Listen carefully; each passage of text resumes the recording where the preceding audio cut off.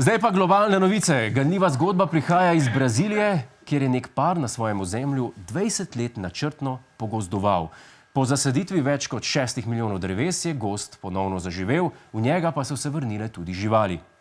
Podobno taktiko nameravajo zdaj izpeljati tudi na Norveškem, kjer upajo, da se bodo z vrnitvijo gozda vrnili tudi metalci.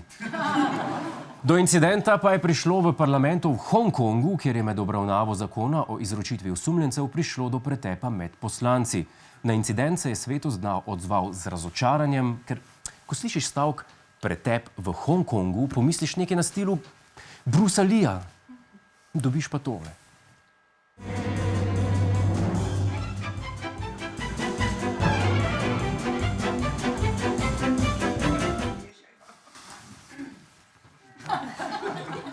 Pa kaj je to? Boljš prerivanje lahko vidiš vsak ponedeljek v Mercatorju, ko je popust za upokojence, ni? Eden izmed poslancev je pa po padcu potreboval celo zdravniško pomoč, pri čemer pa ni znano, ali bo svojo kariero nadaljeval v parlamentu ali raje v italijanski nogometni ligi.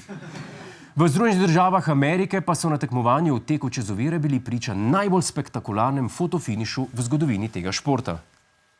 And then look at this finish, diving, he goes Superman style across the finish line to get the victory. Gre za tekmovalca, ki ne pozna izraza leteči štart, ampak leteči finiš. Njegova poteza pa se je izkazala za tako učinkovito, da jo bodo vslej uporabljali tudi tekmovalci v drugih športih, na primer smučanju in Formuli 1.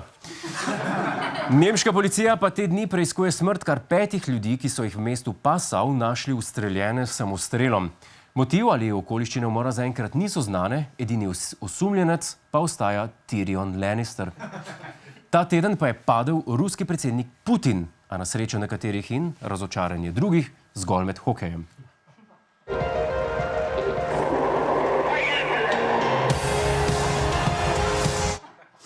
Odgovornost za atentat s preprogo so že prevzeli sirski uporniki, ki napovedujejo, da če Putin ne preneha s podporo sirskemu predsedniku Bašar al-Asadu, utegnejo poseči tudi po bolj drastičnih metodah, kot so bananini olupki in frnikole. To je naš YouTube kanal. Klikni na ta gumb in se naroči, da boš na tekočem. Polajkaj nas tudi na Facebooku in na Twitterju. Pa po pameti!